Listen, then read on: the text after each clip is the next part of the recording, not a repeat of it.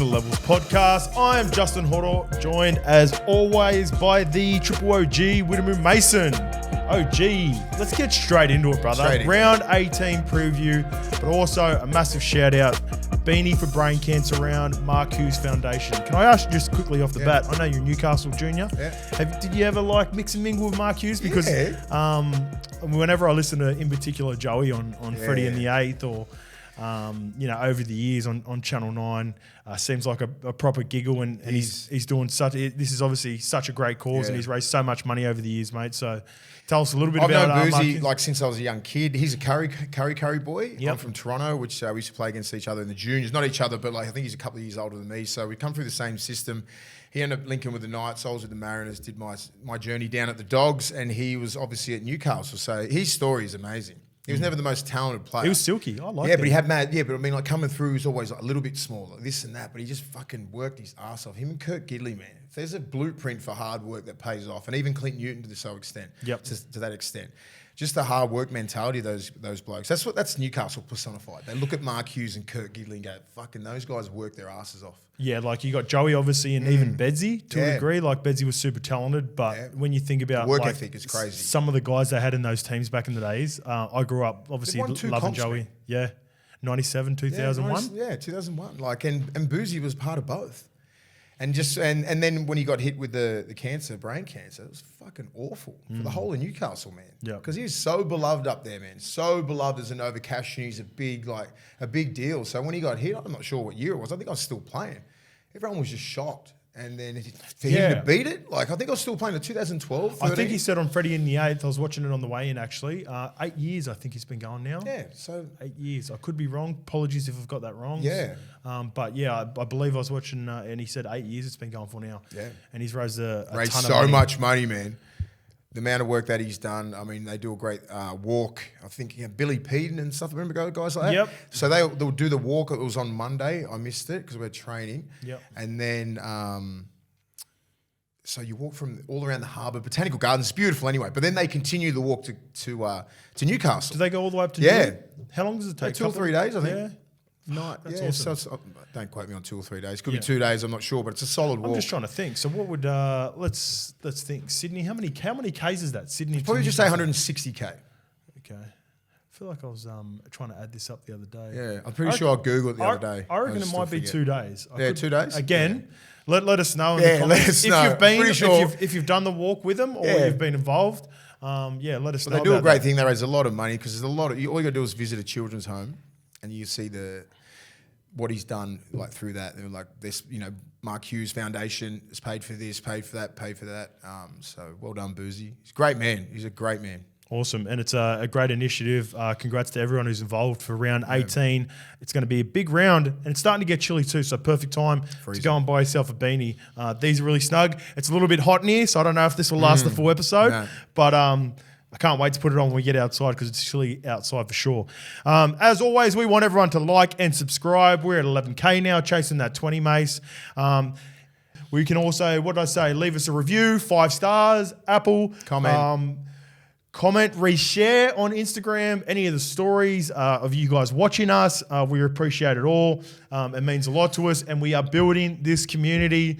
Honestly, Mace, week by week, almost 500 subscribers. That's mad. A week, and massive. Even you were asking about it the other day, what the subscribers mean. So basically for those who are not aware, that just sort of come on and watch YouTube, if you subscribe, it's going to come up, and it's the first thing that you're going to see. So basically our floor for every episode should be 11K minimum. Okay. Right? We got 11,000 subscribers. Come on, watch us, and we're just going to keep growing this community.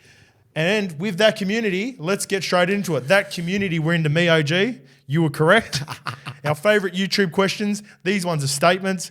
The punters confirmed multiple times. I'm not going to get all your names. I was wrong. OG was right. As per, it was Brian Toto that bumped off. I thought so because I was watching the game just before you picked me up, man. I was like, that was Toto. So I rewound it a few times just because I was like, Connor's fucked. Get him off. But and because he had a blue headgear. Okay, that was the big, that was the indicator. That was what I was singing. I'm pretty sure I just watched that an hour ago. Yeah, so the blue one, yeah. So not only Good run. Not only the blue jersey, you got the blue headgear that stands out as well. Let's get into the first question from YouTube. Question for the next potty. With all the talk of Penrith combinations, would a full-strength Panthers side do better than 32-6 in Game 2? So straight off the bat, you think... No. Just think about it a little bit. We've talked about the Penrith system and how it works. You got to remember there are Kiwi internationals in that team as well. So it's not like, let's just say, for instance, if James Fisher-Harris was available for New South Wales, do you think it'd be picked? Close, yeah. Yeah, I think it'd be picked. Moses Leota? Very, yeah. Both of them would be in an Origin jersey. One of them, Sorensen, Queensland or New South Wales. Would Scott Sorensen be in contention? With his form, yeah, I think, yeah. Yep. All right, left side back, I think he's one of the form left side back roles. So there's 3. Would I'm not saying no. I know. That's why I wanted to put it in there. By the way, this is from Harlem Ironside 3994, and it's sometimes we've I think I've compared. The punters have compared in NFL, right? When the best possible college team, like would Alabama beat the Detroit Lions of like 3 or 4 years ago when they were shit? So it's almost trying to think like that in that mindset. But there's a part of me, like I talked about in the last episode, with the structures and the culture that they've built where, we're pretty critical of Isaiah Yo's performance in Origin, the way he plays. It doesn't translate to Origin. It's perfect with Penrith, isn't it? Well, it's perfect for Penrith and the cattle that he's got there with Leota and Fisher-Harris knowing their roles, stand and deliver from Mitch Kenny. So I just thought Mitch Kenny hits like a fucking truck. He would not be lost on an Origin field. I think Mitch Kenny's maybe a year away. Yeah. I thought Reece Robson was Victor unreal. Radley vibes, man. I think Reece Robson was unreal. Yeah. I don't think Mitch Kenny's all that far away too. Not if you simplify Origin and go out there and just fucking hit. Those two can play. He can play 13. Play 9 and 13 together. They've done it before. He's played 13 when Api Korosal's been on the field with him at Penrith. So, just back to the question. I get it. It's a fair. As we said, we're looking at combinations, right? Because it works so well. It's a well-oiled machine, Penrith. And this is when we're thinking kick-out's not even there. And Api, you say this last year. You know what I mean? Like you got to look at that team. It's stacked. Full of great players. Let's even get to Taruva on the wing over Fox. Like Fox he's definitely had the better career, but Taruva you'd argue is in better form than this year. Then you go to Dylan Edwards, who a lot of people were calling for, maybe a younger version of what Teddy was, like 3 or 4 years ago. So it was ultra interesting. I thought it was a real it really made me think about it for a little bit. So it does make you think because I look at Penrith as a pinnacle. They've got the best combinations and the best team, and they've been dominant for 3 or 4 years. This is not just won 18 games in a row or anything like that. This is proven. And Ivan Cleary is the coach. So you take Ivan with you. So he controls the entire system for 3 games. Let us know in the comments. I thought it was a great question. I want to see what the punters think about it. Most people will take this the wrong way and say, they're not better than Blues. Yeah, just there's layers. I'm just saying it's debatable. First I did. I was like, fuck off, man. Blues will smack them. I was like, you're not going against the Blues versus this one. This one's going against this Queensland team. You put Penrith out there. I get what you're saying, but it's like you start talking it out, it starts to make a little bit more sense than what you think, eh? Because I always go because of the 2 guys there, Leota and Fisher-Harris and Sorensen. Those 3 guys, they're all starters for New Zealand at the moment. You pick a New Zealand side today, you've got Sorensen, you've got Nikora in the back row. Yep. If you just go on form right now. They'd be in their best 17 for sure. Yeah, I think you've got an argument for Nikora, right edge. There are some really good players. He's one of the best well. back rows in the comp at the moment. Nikora. Then you got Adden in the front row as well for the. He's playing Tonga now. Who else would be in there with? Both those guys, man. No, Tarps. Oh shit! So Leota probably comes off the bench. Yeah. No, we'll get to that in a couple of weeks. All right, this is a good one too. I like this one. This is based on our take on Christian Welch. Interesting perspective on the Welsh comments, but I actually looked at it a bit differently. I don't think the Storm care about the Knights regardless of when they play them because they won't be a threat come the end of the season. Agree? Yeah. Yep. Who they do care about is the back-to-back premiers who they play in a blockbuster this Friday. And for Welsh to say the Panthers had no one, they were missing the Origin players and Cleary out injured, but still had their starting hookers and international front rowers who play opposite Welsh, bit in that I reckon, and I would expect the Penrith bookends to take that personally.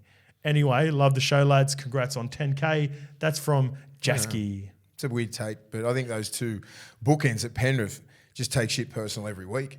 Yeah. Wouldn't matter if it's Welch. I think those two just get before a game, and him and Mitch Kenny and just go, let's just beat the fuck out of everyone. Yeah. Physically, mentally, no one's going to break us. They don't need anything like this. They don't worry about Welsh and what he said about Newcastle and all that sort of shit. Like, they don't care. I'm not sure about that. I think, I just think there'd be a little bit in it. Like, if you can take it two ways. It's like a backhanded compliment, right? Welsh is saying they had no one, so he's sort of given it to the players. Obviously, he wouldn't be talking about Fisher Harris. He's 100% not talking about Fisher Harris and Leota. Yeah. This is out in common, just like talking like, they had no one. No one saying you've had like 6 starters out, like 6 Origin players. That's it. Yeah, but he's not saying that they're nobody. But it can be interpreted if you're 100%. If you're trying to get some bulletin board material, then if you want to add a little bit of spice to it, I don't know what Ivan's you got to make up. You got to make up a reason to play sometimes. It's a long season, you know. You don't need reasons to get up for Melbourne down to Melbourne, I dare say, Penrith. But maybe you just like twinkled in just before. Welsh, dude. I'll be like that if I was Fisher Harris, and I'll be looking at my Leota like, go and get him. Can't believe he said that we're nothing. Yeah, you know, front rows make shit up. I used to do it to Ogre all the time. Yeah, tell us. Yeah, so tell us because you've told me this before. Yeah, you used to like. Make shit up. The whole Bryce Gibbs thing, people don't really understand that. Yeah. I'll be like, that was Nate Miles' fault. People just thought that Ogre just ran over Bryce Gibbs. Yeah. We were setting that up on the game day because Nate comes to me and goes, what about what fucking Bryce Gibbs said about Ogre? And I knew he goes, and Ogre was there like within ears, you know. He's like, said that he's done. Yeah. He's done. Time for the new wave is coming through because they won 05. This is coming into 06. He's 104. They won 05. They won 05. But we had a shitload of injuries and they pumped us and he was getting a little bit cheeky back into 05. Yeah. We're like, when they went on their run with them, we're like, have your time, whatever. Yeah. We'll get you when we're fully fit. So this is the game after 05. This is how much we carry shit into fucking 06. We're like, now we got a full strength side. Roy, Sonny, me, Bobcat. Like, fucking please. And then when you said it to him, and Ogre was coming off the bench, come back from suspension or some shit like that.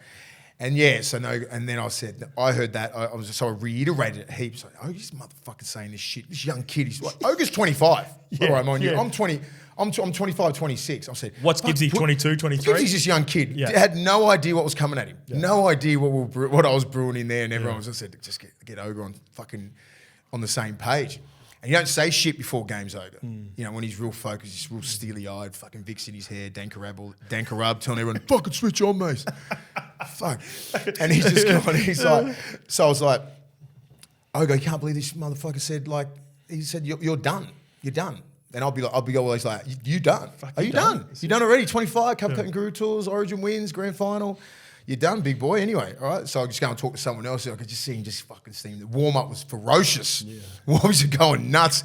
As soon as he could get at Bryce Gibbs. And I love Bryce Gibbs. Yeah. He went bang, just throwing punches straight away. Worst fucking hit up, just bang, bang. And that was in the first half. And the second half, we're pumping him anyway. Yeah. And then the kickoff, the infamous kickoff happened. Yeah. It was a dropout, right? Dropout, sorry. So we're on top and he just doesn't forget shit. He's just crazy like that. He already punched, they've already had a punch on the first 15 minutes. Yeah. This is like 30 minutes after and he just wasn't satisfied, right? Not until the whistle blows. The foot was on the fucking throat and this is where we used to get down. And he just went, so people don't understand with Ogre, just say he's 6'2". He'd run at like 6 foot or 5'10". He would lower. Is he 6'2", Ogre? Maybe. I don't know. Yeah. Just say he's 6 foot, he's running at 5 foot. So he crunches down like that. You watch him run like that. And then the end bit, because he used to fucking deadlift in that 200 kilo and like just fucking massive power.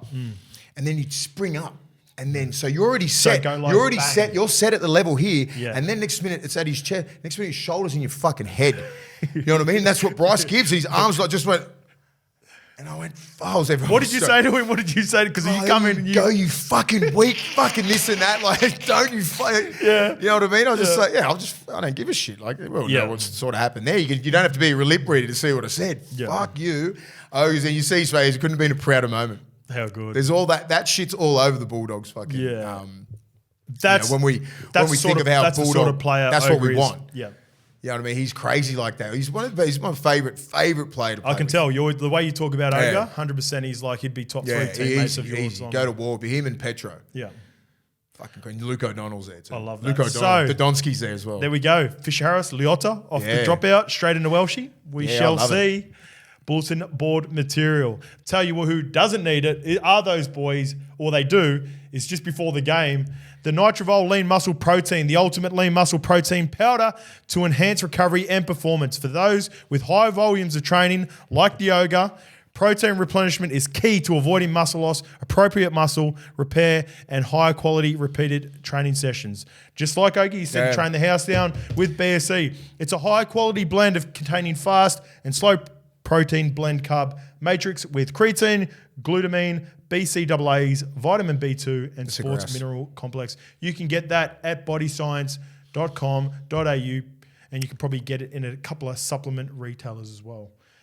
Mace, let's get into it. Some big news. Manly's big week of signings I've written down. I've got another question to kick us off as well. Just get us thinking and get the juices flowing on this one first topic. Hey, boys, love the show. Will Luke Brooks play 9 until DCE retires? When are the Levels t-shirts or hoodies coming out? On the latter, Lukey is working on that now. We're working with the supplier. We're probably in the process. It generally takes, anywhere between 4 to 6 weeks getting shipped, but we've gone through a few samples and we will be doing Levels hats.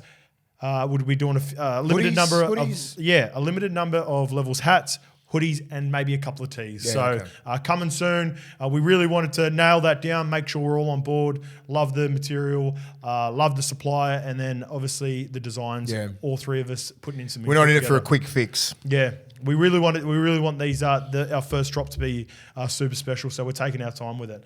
All right, on to the first part. Luke Brooks comes over. He signs next year. Where does he play, Mace? The Croker kid, right? The 9. I think he's made fucking 7 billion tackles in the last 5 years, I was saying. A couple of HIAs. He's probably pushing 30, I'm pretty sure. Yep. Would he be around about there? He looks 30. I think he's younger. I think Croker's because he come through the Canberra system, right? Because what did we say the other day? I thought he was, he's Jason Croker's nephew, I think. I'd say Croaks would be around 27. I'd say 27. Let me look. Let's find out. But I don't see this. I can't. But where do you put him? Right. I got a little theory with you, and we're going to talk this out. Maybe we put. He's 26. Get lost. Croaks is 26. I thought he's past 30. Yeah, he's 26. Oh man, this is hard. This is what I don't. I would. It's great that Schuster got locked in a 3-year deal. Yep. Because as I said before, when I said the other night, this could be career altering if he doesn't stay there or if he goes somewhere else. And when you're 21, just say you sign a 3-year deal. 24, 25, right? Just say you haven't reached your potential then, you probably get another 3-year deal because of your talent. Next year he's 28, 29. And if you haven't, time goes fucking light. 100%. It's lightning if you don't make the right moves at this age. That's why it's critical for him to stay there because I understand what he's about, right? He's obviously committed with the weight that he's lost, but I'm like, what position is this guy? I've got something for you. Give it to me because I'm trying to think. Let's work this out. Right. I was thinking about you. Obviously, you're very critical of him the other day, but that's what everyone loves you. You're straight to the point, and it was honest. And for me, it was 100% valid on a lot of the things that you're critical on. So I started thinking, he's too talented. Yeah. As soon as I seen Shuey play the first game, I thought straight away, fuck, that's Phil. Philetti Mateo, an ex-teammate of mine and a guy I grew up with. Really good friend of mine, Phil. Actually, we'll get Phil. I'd love to sit and chat to Phil about on the OG series about his career and that as well. Yeah. And I'd love to hear him talk about Shuey as well because as soon as the first time I seen Shuey play, I thought straight away, that's Phil. Silky, soft hands.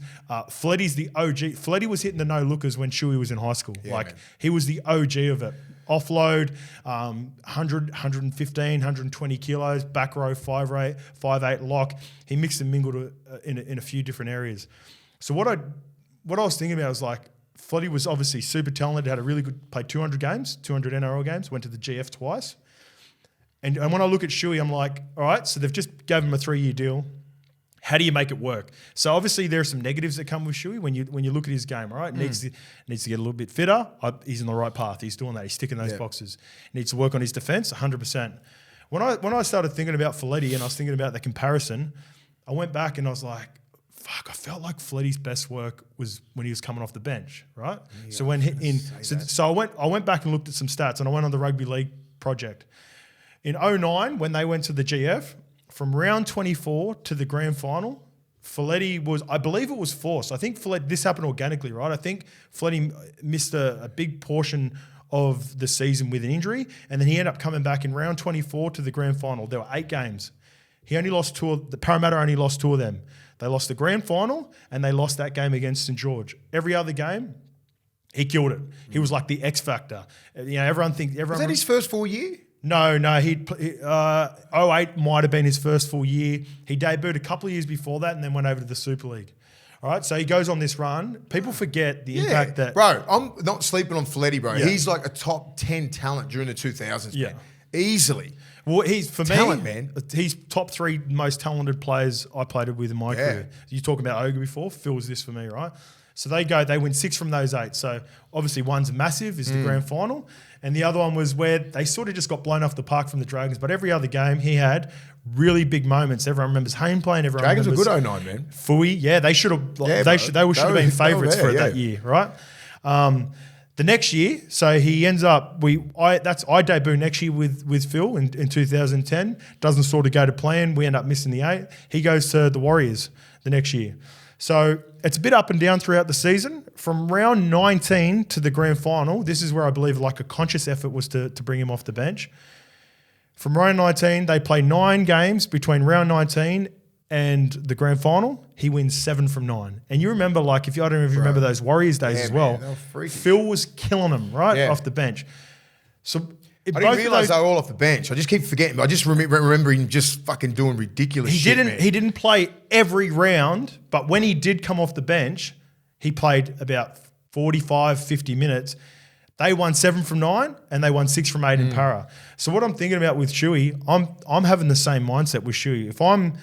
This is the hardest thing to do, right? So if you're a coach, you're going to pay a player $800,000. Like Folletti was on really good money, I believe, in those Warriors days. The minutes are good, man. And Shuey, I'm thinking about it as a coach as well, right? I'd rather just say, for instance, put my coaching hat on, put out a toiler like myself, for instance, right? I might be on, in this day and age, I reckon you can get away with paying back rowers and centers in particular, like 300 or 400. Yeah, you can get them for like humble prices. So you look at guys like Kelma Tuolangi, Samuela Fainu, who haven't played big minutes as well and have been struggling to play 80 minutes themselves, or even a solid 40 minutes.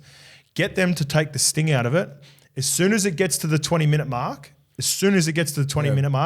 that is the first possible chance to bring him on. And what I do is, left edge back row, or middle, or whatever, right? And then I'd have a rotation. So you outline exactly what you're going to do with him. You go, Shuey, you're starting on the bench, but I'm going to put you on. As soon as it gets to a set for set 3 times in a row, like just say if you can get in an arm wrestle, fucking inject him. Anywhere between 20 to 35.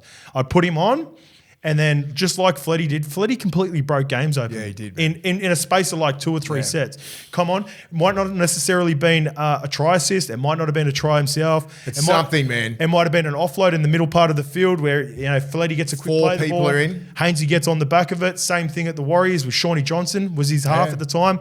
Gets a little offload. Then Shawnee starts breaking down people. So when you think of it like this, right, whether it's Kelma Tuolangi or Samuela Fainu, start them for 20, tell them. Yeah, it makes sense. Go balls out. You could be getting a spell from the 20 to 30 minute mark. As soon as it's in an arm wrestle, bang, insert Shuey. I like it. I think that's the only way to play him. 100%. Because he's still young, man. You got to understand, he's still young, he's got 3 years, and just go, okay, well, this is the game plan for you, right? We're going to just... Exactly what you say. Lay it out. Don't give these kids no plan. The worst thing you do is just sit on the bench for fucking 40 minutes. And then the next. Do you know what I mean? Like, does your head in. But if you have a plan, say, Hoz, I need 20 minutes. Mace, I'm going to play in the first 20 minutes. You're coming off. 20, 22 minutes, whatever it is. Depends how the game is. That's it. Let the kid do work. But you're coming on as left edge. What's the hardest part of the conversation, though? What's the hardest part of that? It's the ego. Right? I mean, it's like, it's telling the most talented player in the forward pack that we're going to start you off the bench. That's the hardest conversation. But I mean, you got to understand it's a team game. And I'm like, I don't care. Like if he's on 850, good on you. I don't give a fuck. I don't have to start you. I don't have to start you. I want you to play when you're not in the most like difficult like moments. You know what I mean? Like I'd rather play me, a $200,000 player, take all the juice out of it, get you and Kelma Tuolangi and Samuela Fainu have got way bigger ceilings than what I ever did. But I'd tell those boys as well, hey boys, so this is what we're going to do. Empty. Let's go. Empty your tank for 25 minutes. Make all your tackles. Carry the ball hard. Shuey's coming on anywhere between 20 to 30, and he could potentially finish the game if need be, but he could get another spell at the end. And then I wouldn't mind giving fucking Homole a break every now and again as well. So just say you got Shuey, he stays on the left, he's fucking killing it. You give Ola Kawatu a spell with Kelma coming back on, with Fainu coming back on, and then to finish off the last 10 minutes of the game, then we'll see. It's hard when whoever's doing it better. As you said, the hardest thing is telling the most talented kid in your team, we need you to come off the bench. And even if it's for a year or two or something, I don't know. Could be most games. Correct. You can still wear the 6 on your back or 11, but we're going to start you from the bench. Yep. That's probably the most pride. He doesn't want to wear 15, 4, doesn't want to wear a benchy number. Well, fucking put 11 on. Or put 6 on. I don't know. I even thinking back to it now, I'm thinking about the Warriors days. I think Phil used to wear 11 all the time coming off the bench because he was... There were some games there where the coach had to put me on the bench because it worked out tactically. Yep. Right? It's just simple that we're obviously different players, but like start this guy in this position because it's always going to be like then the game will start breaking up. Yep. After 20 minutes, and the game does. The back end of the halves is so important now.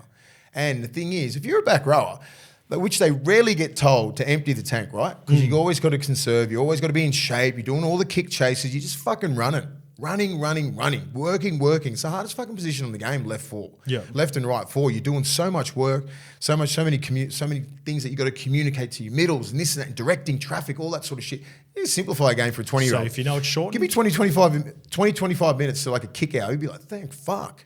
Because they pace themselves a little bit. Exactly. They don't empty the tank, right? Exactly. So if you're that back rower, you ain't fucking... Kick-out was like that early on, eh? Early on, Kick-out used to get a spell every now and again or come off the bench. Sometimes they'd start, obviously Catewell played on that left edge. I'm starting Liam Martin. Liam Martin over top of him, and then Kicks would come off the bench. 60 minutes, and look at the work and damage Kicks can do in 60 minutes. It depends what... He's not that... So I look at him and go, he's not... I didn't think Kicks not as big as Folletti. I didn't think Kicks... Oh, yeah, sorry. He's... Like, if you're comparing to Folletti or does he run as... Like, I think he tries the ball play too much sometimes because he's got 6 on his back. I want to see him fucking, like, hit holes. But again, your mindset changes again when you know, like, if you've got a specific role, you're coming on, he attacks more, he plays that nice little 2-pass, freshy shape that they got. Yeah. I think that's the only way for him. I think it would suit him because he's not going to play lock.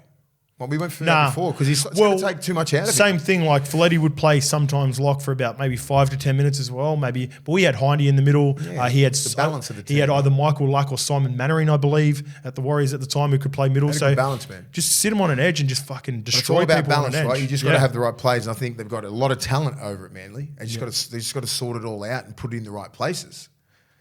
I'm not mad at that. That's probably the only way I think that they can actually get the best out of him. Yeah. For the next couple of years. Beauty. Glad you agree. I'm not, because I was thinking when I was doing it, I didn't want to say it. I was like, it's off the bench.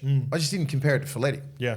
Moving on to topic 2, and it's been a big one. Reece Walsh. The headline is, it was a wild night at the NRL judiciary on Tuesday as Reece Walsh threw the kitchen sink at avoiding suspension and entertained everyone in attendance. So I've got a bit of a write-up for you, mates. We'll talk about it as we go. The defence called star witness Patrick Carrigan and David Fafita only for them to cop brutal cross-examinations. Well, so actually, tell me about, even before we get into it, so this goes for 5 hours. Oh my God. Tell us about, you've had a time at judiciary before as well? I think it was one time, I'm not sure when it was, but it was like we had to play, I think I was facing a spear tackle or a high shot, and I'm like, fuck, I didn't think it was up. Everyone thought it wasn't that bad. I was facing either 1 week. You make final decision today. Yeah, 1 week or 3 weeks. Yeah. I'm like, I'll fight it because I wanted to play against Para. I was like, fuck, it's Friday night. Fuck me. So we go in there and it took so long, and I thought we would have won because I'm just going off. I think I was about 21, 22, and I'm only going off like the guy at the Bulldogs he was my lawyer, and he used to sit on the fucking board for the NRL and all this sort of shit. I thought, well, he's in the pocket there. It's got to be, he got mail, and he said to fight it. Yeah. So I'm thinking, fuck, it's easy. Looked like a tackle that you could like. What did you do that for? I don't know. All I remember is getting cross-examined and all this sort of shit, like I was a murderer. Yeah, it was full on. Yeah, proper, it was full on. If you like, I'd imagine I've never done one, but like it's like when you're watching a TV show and they're going hard. Yeah, it's proper. You're in there with a suit and shit. Yeah. Like I'm like they get you. Like sometimes you get a proper lawyer, and all you're doing is talking like your case. Like, well, I thought he was doing this, or why did you swing it like that? I'm like, you fucking. You just want to go get fucked, and so I'm going. Give me fucking 10 weeks. Yeah. You can't get you can't just imagine you said go fuck yourself. Well, judiciary. Can you get hammered for that? Well, Walshy has sort of had a crack in a way. Let's get into it. But that was only after Walsh came out all guns blazing. Anyway, sorry, I got suspended. Oh, sorry. Cop 3 weeks. Mr. Semi-Red Raja. It's awesome. Good tip. Mr. Heavy Semi. Walsh came out all guns blazing, dismissing the prosecution's accusations with the same vigour he dispatches New South Wales defenders. This is a good write-up, actually, by Yeaman Tiernan. He's that Irish reporter from Fox. The 20-year-old has never been accused of lacking confidence, and last night was no different, with one moment early in proceedings proving particularly entertaining. NRL Judiciary Counsel Patrick Knowles was trying to get Walsh to admit he was swearing at referee Chris Butler when the playmaker abruptly cut him off. The youngest person in the room then held court as he told the video operator to rewind footage Knowles had been playing to the panel. Bit further back, bit further, bit more. Yeah, right really? there. Right there. Yeah, this is what's written down. This is from the transcript. Oh, wow. You can clearly see me talking to Paddy and not the ref, Walsh declared with bravado. Walsh had paused on a frame that did indeed appear to support his argument, and he settled back in his seat with a look in his eyes that said one thing: case closed.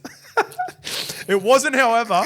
The marathon hearing was only just beginning. Ultimately, it was Titans back rower Fafita who buckled under the pressure and accidentally incriminated his Queensland teammate before quickly trying to correct his story. I'm not getting him on the stand for me. Here we go. Walshy then said what he said to the ref.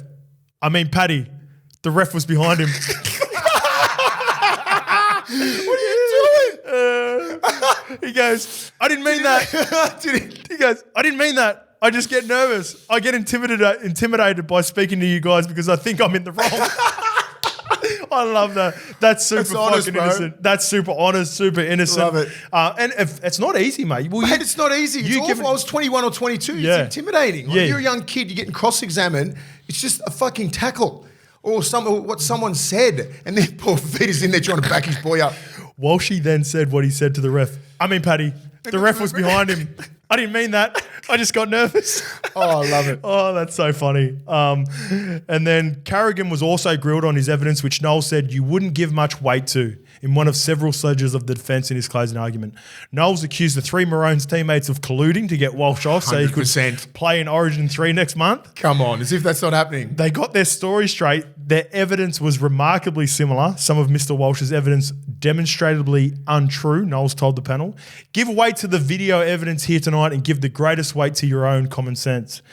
Defence counsel Nick Gabar shot back. None of the players were tailored their evidence. It's not very difficult to tell the truth if you were there. The drama stretched late into the night, and at one stage, 2 Broncos supporters came knocking on the glass panel doors at Rugby League Central asking for a verdict. That was after 9 p.m, but Walsh wouldn't be handled his 3-game ban for another 90 minutes. All told, it was 5 hours between Walsh entering the building with his infectious swagger and exiting, having been ever so slightly humbled. What a great story. Yeah. It goes on a little bit more, but actually, no, this is a good bit too. I like this bit too. To ref. He was completely humbled because the fullback almost got off. The 2-man panel of former Panthers star Tony Puletua, Big TP, and ex-referee Sean Hampstead deliberated for an hour and landed on different verdicts. As if TP was for the boys. Neither could convince the other, which meant Judiciary Chairman and Supreme Court Judge Jeffrey Bellows had to cast the deciding vote. The NRL doesn't reveal who voted which way, but there are no prizes for guessing which camp Puletua and Hampstead were in. Wow, that is so dumb, isn't it? I get it. You know. Great write-up. Enjoyed the write-up. It was a bit of a giggle. If you're Walshy, right? Yeah. Like, do you get 2 Queensland teammates to vouch for it? Because yes, 100%. I would have. Or do you get just neutral, right? Oh. So it's a little bit more authentic. Because it looks like the fix was in. I tell you the big play. The fix is in. I tell you the biggest play of them all. And they think, you young little motherfuckers aren't pulling this over me? I'll tell you the biggest play if he'd pull this off. Alejandro Brimson. Yeah. If he'd got AJ who could potentially take his spot, but does AJ want that spot? Which brings me to my next question. Who plays Origin? He's out for 3 games. AJ Brimson, Callum Ponga, or even the Hammer, who's been playing really well for the Dolphins, scored 2 meaties on the weekend in a bad team. Mace, who plays fullback for Reece Walsh, missing game 3. Easy for me. It's KP all day. I think it would have been like that much, you know what I mean? Like a little bit of a, wouldn't mean confident in KP, you know what I mean? The head knocks, all that kind of stuff. Wasn't playing that good. Reece Walsh sort of forced their hand. You got to pick me because he's killing it. Like, this is the right decision. I agree. I don't think it's that much of a thing. Hammer's been killing it in the left edge. Unless they push Hammer back, I don't think he's. Yeah, I think Hammer stays centre. I think it's out of Brimson and KP. And if you think about it, right, the biggest concern going into KP, and you know, with KP, and Billy hasn't come out and said it, but it would have to be the knocks, right? And since game 1 where he had that, remember he had that, he got up and played the ball and it wasn't the last. Since then, he's played every game and he's finished the game well. He's played really well in a lot of those games, even in the losing teams. The one that stands out the most is the Broncos game, right, where they just got dusted, just got beaten on the hooter. They've been competing every game.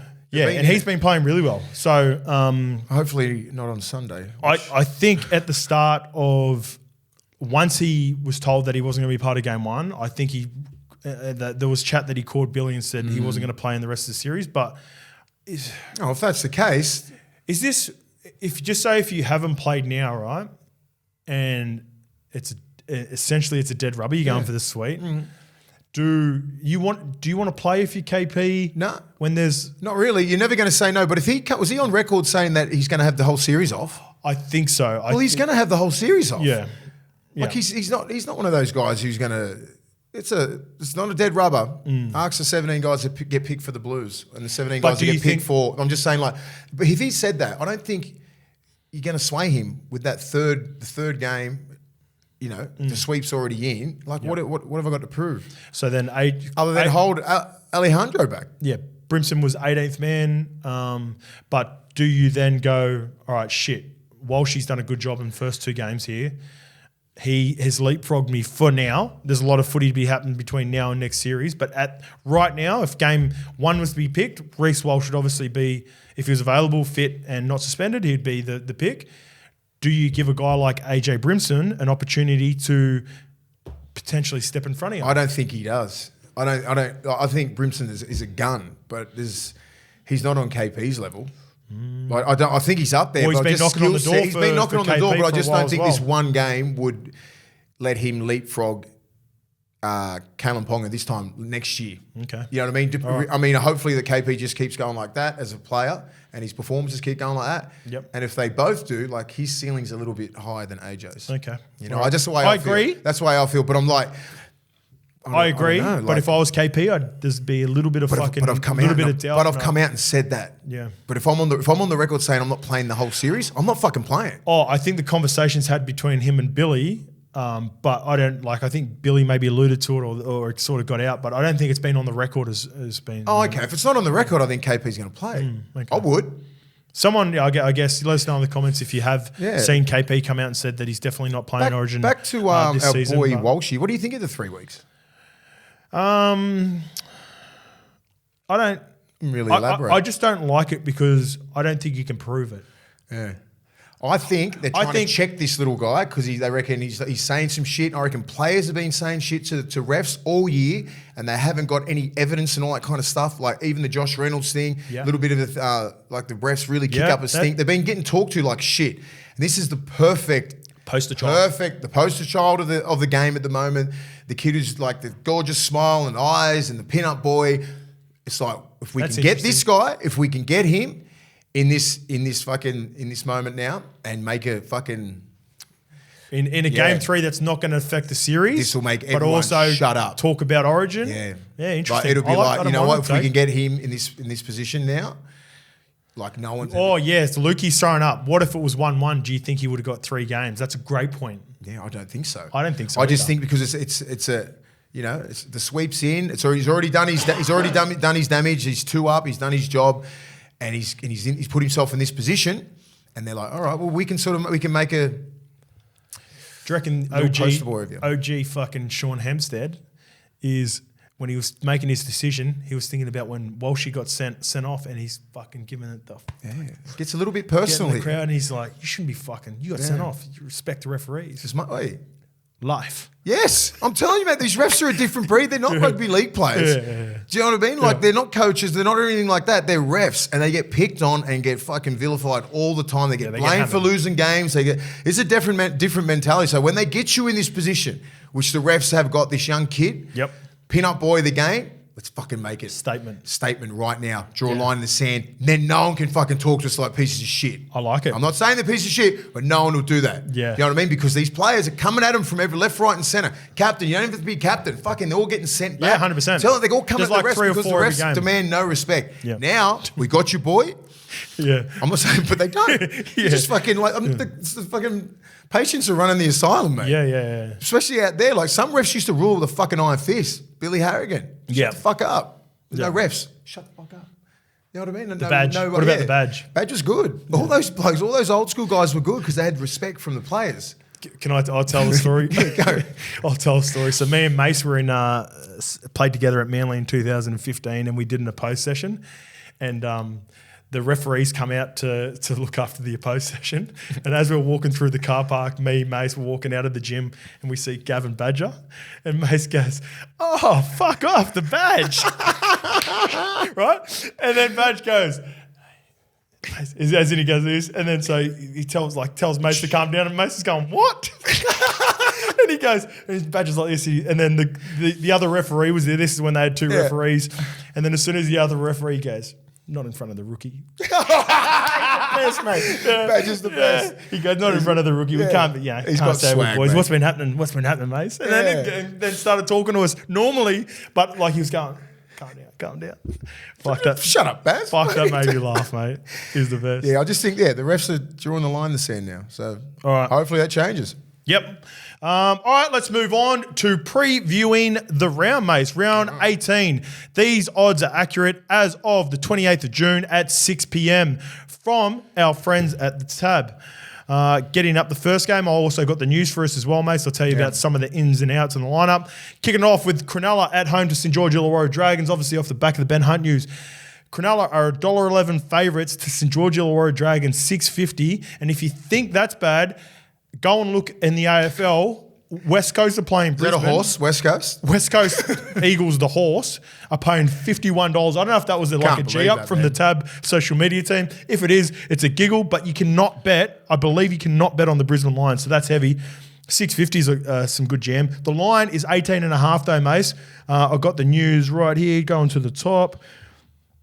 Sorry, mate. Just getting disrespectful, isn't it? All right, here we go. For the Sharks, big man Toby Rudolph is listed among the reserves and is a chance to return from the foot injury that has sidelined him since round 5. Get back. He's expected to return via New South Wales Cup, however, with the Sharks retaining the same 17 for the local derby. Ben Hunt has been named and will play at halfback. Centre Moses Sully will miss the game. He had that head knock against Murata Nikora. Also, Jack Bird is also out, leading to a reshuffle in the forward pack. Mace, how do you see this game, Sharks? Oh, man, I know it's a local derby and everything like that. I think the last game, the Sharks played us, right? Yep. They look pretty good. I'll put that in a nice way. They look pretty good. Sorry. I have to take the beanie off. It's getting too hot. I have my moments when I'm in it. My fucking head's going to blow off. Usually this would be a tough game. Like I'm not going to say it's not going to be tough, but like on paper it doesn't look like a proper beatdown, does it? No. But you think Cronulla just really turn it on? Cronulla 18 points is a lot though. Yeah. I think Cronulla get the job done, but this will be messy. Leon. It'll be a Leo game. It's at Shark Park Thursday night. Fuck, it's going to be dewy. You know what I mean? So it's going to be one of those games. It's going to be. We should talk about the whole fucking session. I just don't think Cronulla's. So Cronulla win. 18 is too much though. You think 18 is too much? No way. No, they'll pump them. They can put some points on. Okay, man. all right. And if they ever think that one of their rivals, local derby things, they're down, they're gonna fucking foot on throat mentality, stand right on it. So I think St George are in that predicament now. Okay. And the Dragons, and the Sharks. They're that team, man. They're all right. All right, I'm coming with you. I'm taking the -18 too. You talk me into it. Enough with the Dragons. All right, moving on to the Warriors versus the Rabbitohs. This will be a cracker. The first game of Friday night at 6 p.m. over at Mount Smart. Well, it's got a new name, isn't it? One Stadium or something like that? Media. Go media. The Warriors, the Wars, $1.70 favourites. What? Souths are $2.15 underdogs. The line is 2.5, Mace. Yeah. All right, so some of the news. Mitchie Barnett returns from suspension and takes the place of Murata Niokota, who got suspended himself for 3 matches on that hit on Moses Sully. Mutters Curran is named to start in the second row, with Barnett coming off the interchange, but there could be a swap on game day. Rabbitohs are expected to remain as per program. Saliva Havili returns on the bench after playing New South Wales Cup last weekend. That's interesting. He's playing New South Wales Cup. Back rower Jacob Host has been replaced by Michael Cheekham in the starting side. So the Warriors, can they continue the form? Rabbitohs taking a bit of a slide at the moment, Mace. Yeah. I think they've lost the last 4 from 5, maybe. Yeah, really. So they're one of those teams, man. They can just go on 6-7 runs and then just foot off for a little bit. Yep. No Trell Mint, obviously still big. Yeah. No Jai Arrow. I reckon Jai Arrow's a big loss, man. Jai Arrow's so underrated. A lot of dirty shit in the middle, man. You watch him play, like, there's no frills, just hard runs and hard hits all day for 60, 70 minutes too. Quality minutes, what he gives you. And you don't get that out of the other middles, right? No. I mean, not saying they're not quality, but they're out there, but they're not to his level. Not doing the shit. He's an Origin player. He's an Origin and international, I reckon. Cam Murray's got a lot on his plate at the moment. I think if they really want to fucking step it up, the Warriors. Statement game? Yeah. I don't care if Latrell's not playing or anything. It's South Sydney. Oh, you're going South? No. Oh. I think so it's still a big game. Yeah, it's a massive game. So, yeah, okay, you got no, like, they're going to see each other in the semi-final somewhere, I reckon. Okay, I like that. Warriors? So this is a mental thing. Yeah, it's Warriors. Yeah. And, I can buy a little bit. Buy a little bit? Yeah. Put on a score? Yeah. 13 plus. Do you want me to have a look at the tab with the fucking 13 plus? Look. All right, let me get it up. I'll be backing that. Let me get it up. It's here. The margin for the Wars, 13 plus, $3.40. Yeah. Okay. It could easily happen. With our friends at the tab. Yeah. Catch a bit of fire there. All right, this is going to be cracker as well. Both Friday night games are solid. Melbourne versus Penrith down in Mexico, and they are favourites, $1.77 with our friends at the tab. Penrith are $2.05 underdogs, still not getting that respect that we do not give them as well, Mace. The line is 1.5. The news in and around that game is, for the Storm, Tui Kamatha has been named to make his return from injury on the bench, with the Fijian international expected play and a boost for the side. Aaron Penne is listed among the reserves after suffering an ankle injury against Manly and remains in doubt. Whilst my boy, the Prez, Cam Munster, is back. He's back from Caxtonitis. Panthers, Origin stars Brian To'o, Stephen Crichton, Jerome Luai, Liam Martin, and Isaiah Yeo are all back on deck. So Jamin Salmon goes back to the bench, and Tyron Peachy, Jenkins, Hoskin, and Eisenhuth drop out. Some big names back, Mace. Big game down in Melbourne. Who wins this one? Oh, this is hard. This is going to be hard. They're not respecting Penrith without Cleary, are they? You put Cleary in that side, he's the only guy missing. Does that make him favourites? Yeah. Who else are they missing? Is that it? No, that's it. They got a full deck. Full deck of cards except for Cleary. Yeah, that's a good point. It. They've got everybody back. Everyone. And just because Jack Cogger's got the 7 on his back instead of Cleary, they're $2. That's a good fucking bet. Okay, so you on Panthers? Yeah, I'm going Penrith. All right, they don't need a chip, man. I love that Nelson's just... I want Nelson to switch sides so him and fucking Liam Martin can go at it. Ooh, so wait. Just switch. Liam. Oh, yeah, so it'll be Sorensen versus Sofa. I mean, Sorensen's going to be hard because he defends good, but I want... If I was...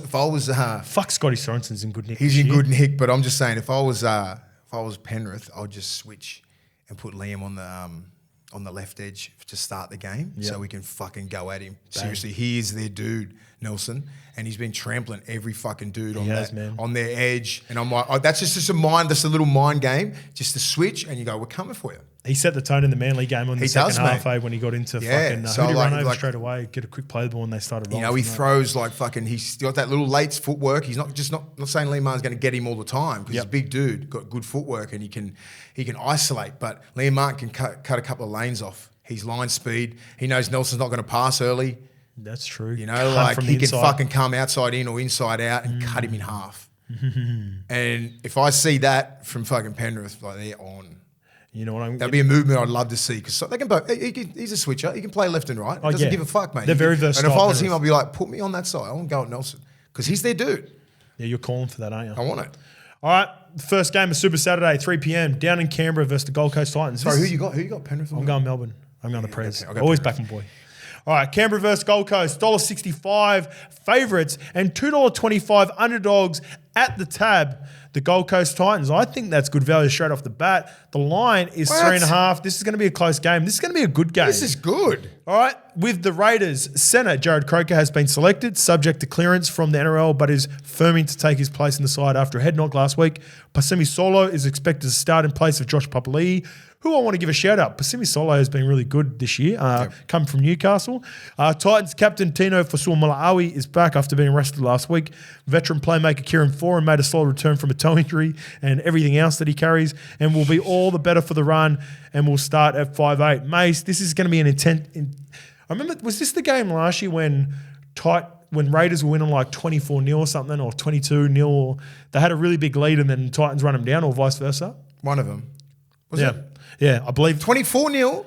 I don't think 22 or something like, because 24 is the record. Yeah, I think the record was the Dolphins game, wasn't it? Right, so we'll just do it again. I'm sure it was a big lead. They were travelling, then one of them got a try just before half time, a bit like what happened. It was at the Titans game. It was at the Titans. No, it was at Canberra. It was in Canberra? It was at Canberra last year. It could be the year before. Anyway, who are you That's going in this one? decent games. I'm going to go Titans. You on Titans? Yeah. Against my judgment. I just like what they got, man. And I just like the fact, like you got Tino Fafita, Mo Fodawaker. Like AJ Brimson's going to be playing his ass off. He might have a MLM under him. What's a good point? Kieran Foran. I think fucking our boy David Fafita, I think he's just single-handedly just ruined games himself. He don't play against the Broncos. The Broncos win. He's got a different presence after Origin, doesn't he? He's got different swag. He's coming into games going, you give me the ball 10 metres out, I'm fucking running over your three-man, palming your centre off and stepping off my left and scoring under the post. Shout out to the Titans for sticking with him when he went through that period where like everyone was questioning him. I think there was even times, man, where I was pretty critical of him as well.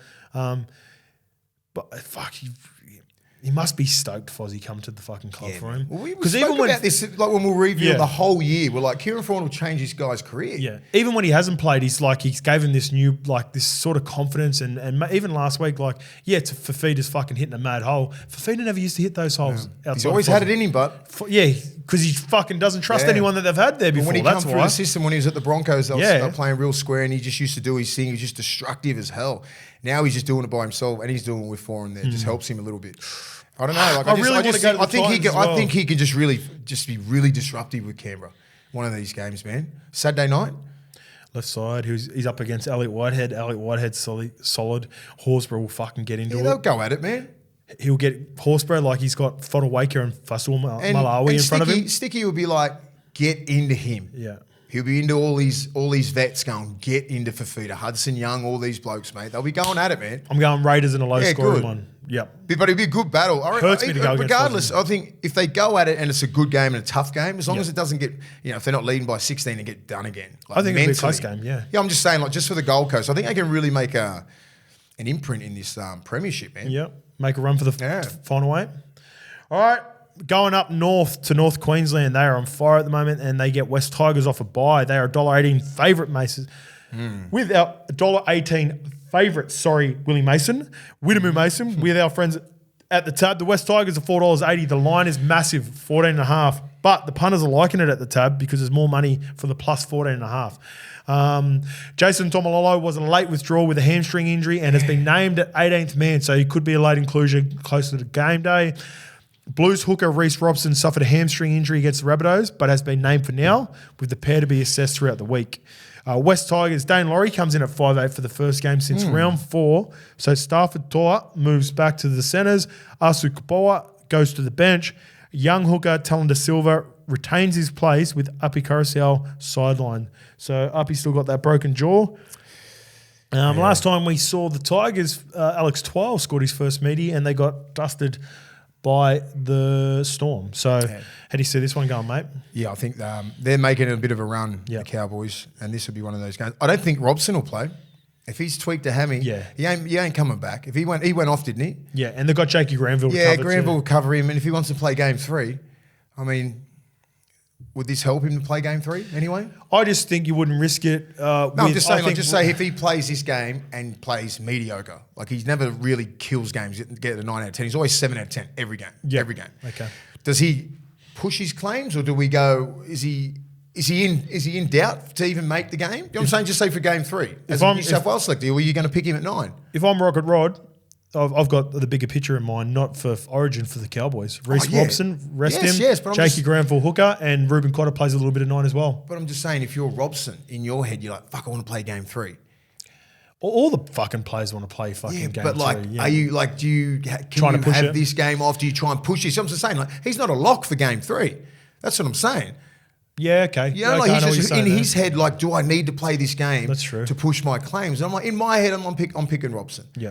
But like, who else are they going to pick? Yeah, so I'd pick him for sure as well. Like but I can understand the thinking from him. Like I'm just saying, as a player, like when you're coming through the game, you're coming through the ranks, you get your first rep jersey, hamstring. Because he wouldn't want to nail this game, so he just goes, bang, you got to pick me. You know what I'd be thinking if I was him? Remember when Ruben Cotter did his hamstring against Manly after Origin 1?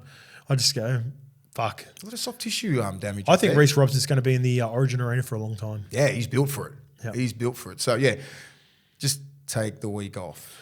All right, moving on to Brisbane versus the Dolphins. This game's got a little bit interesting now with Reece Walsh out. The head-to-head is still in favour of the Broncos with our friends from the tab at $1.32. The Dolphins are $3.40 underdogs, and the line is 9.5. People coming for that, Mace, with people pumping the 9.5 in favour of the Broncos. Mace, they've sort of fallen off the cliff a little bit. The Dolphins, can they bounce back with no Reece Walsh, who won't play after he's found guilty of contrary conduct towards a match official? Tristan Saylor, who played really well, in filling in for Reece Walsh in the Warriors game. He obviously goes straight into fullback. Jeremy Marshall-King is expected to make his return from injury, while Tessie New is also back in place of last week's debutant Braden McGrady. Sean O'Sullivan has been named in the 7, and Hamiso Tabuai Fido trained at left centre on Wednesday, with Cody Nikorima shifting to fullback. That's interesting. Right, that is interesting. I think the Bronx blow them away. Yeah, so do I. After getting beat on the weekend at home, and then what happened to these guys? Flegler and Ricky are big outs too, though. Jersey Flegler's a big out. The jersey's a big one. The banana smoothies on the page. BSC smoothie. It's the best. Frozen berries, fucking BSC smoothie with extra peanut butter. He goes right 2 times. He goes good. Yeah, come from Melbourne. He's from the Melbourne. Serious. Yeah, it's the name. Love your smoothie. Jeez, love you, Tyson. Love you. Palasi's a good player, man. Payne Haas. Piacora's good. Yeah, Piacora's been playing well for him. Xavier Wilson. He's that young kid I like. He's about 2021, a cookies boy. I think they have enough in that forward pack to get over most teams. With Carrigan and Haas. Okay. Those other blokes can just do their job. Yep, I'm with you. I just think they'll carry a little bit of, they'll be filthy. They got beat last time. Yeah. All right. So Bronx. Yeah, Bronx, and they'll cover.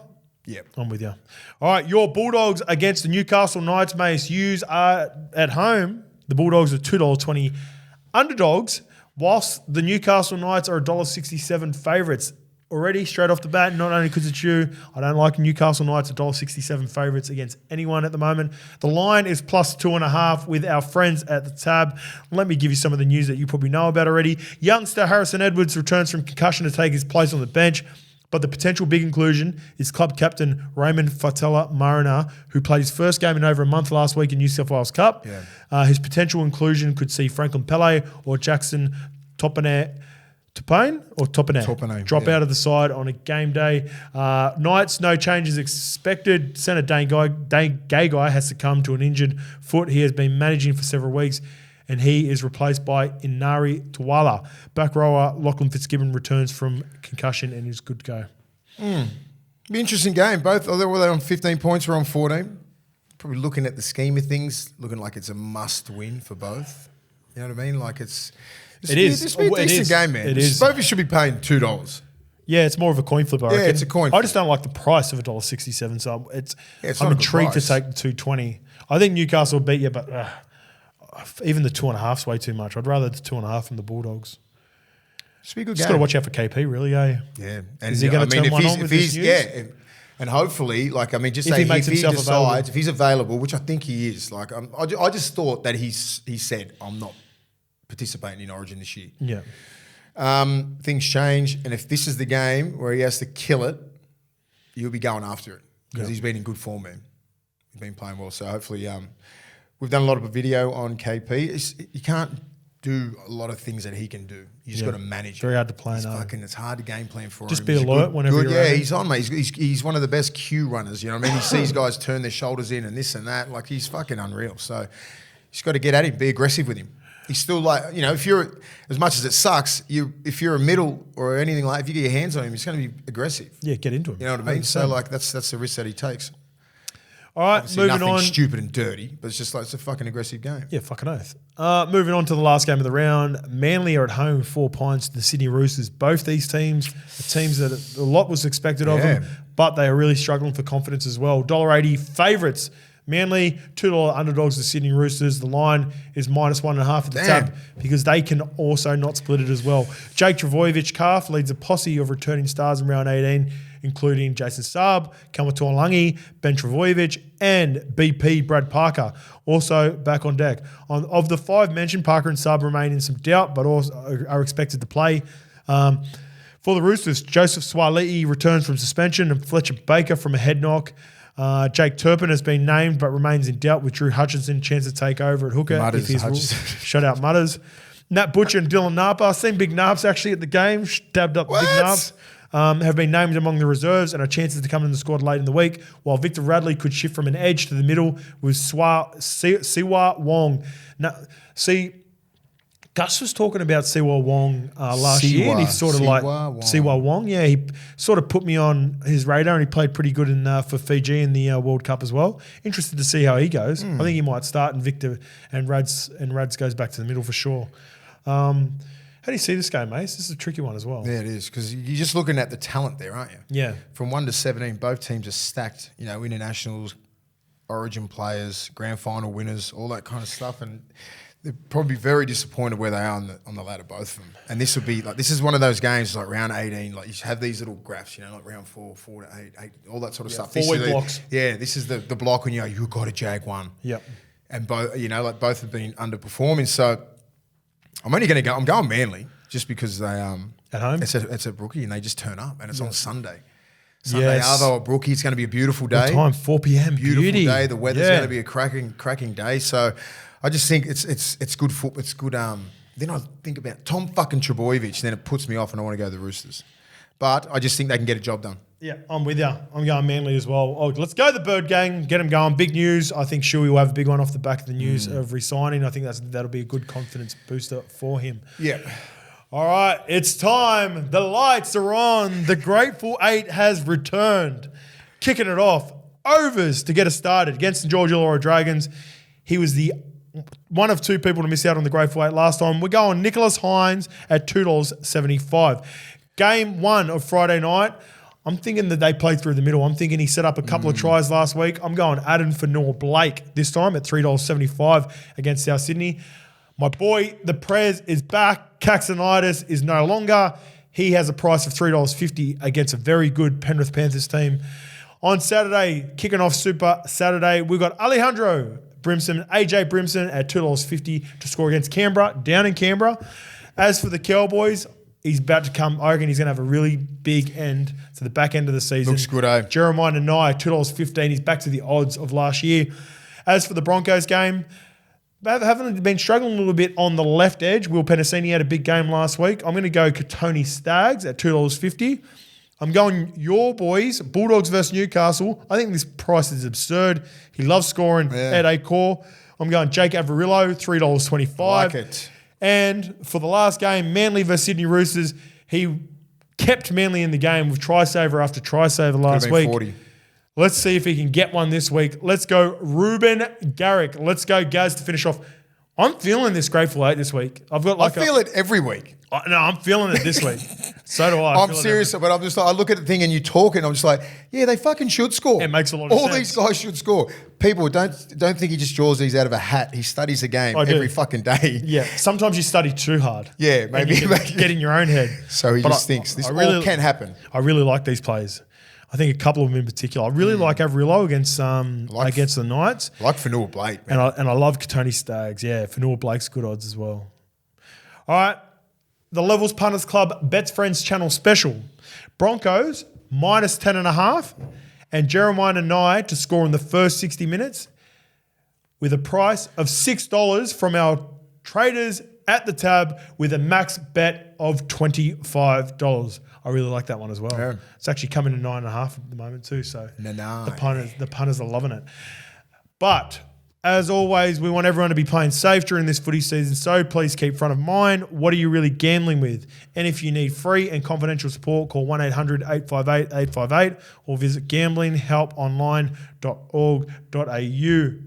And remember, you can find all our current LPC bets under the Bets Friend banner on the Tab app. OG, have a good enjoy your round. Good luck for the Bulldogs. Thank you, mate. And we'll see you in the review.